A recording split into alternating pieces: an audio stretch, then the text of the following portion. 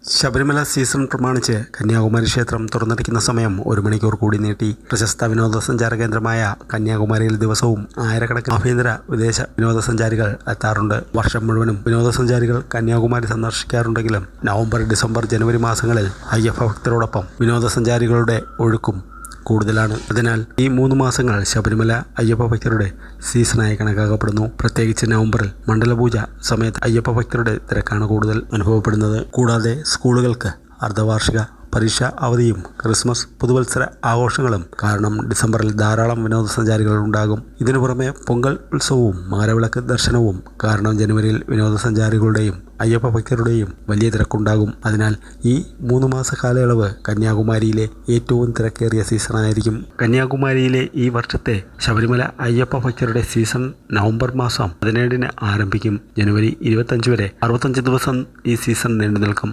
ഇക്കാലയളവിൽ ഭക്തർക്ക് തടസ്സമില്ലാതെ ദർശനം ഒരുക്കുന്നതിനായി ക്ഷേത്രം തുറന്നിരിക്കുന്ന സമയം 1 മണിക്കൂർ കൂട്ടാനാണ് തീരുമാനം. കന്യാകുമാരി ഭഗവതി ക്ഷേത്രം സാധാരണ എല്ലാ ദിവസവും പുലർച്ചെ 4:30-ന് തുറന്ന് ഉച്ചയ്ക്ക് 12:30-ന് അടയ്ക്കും. അതുപോലെ വൈകുന്നേരം 4 മണിക്ക് തുറന്ന് രാത്രി 8:30-ന് അടയ്ക്കും.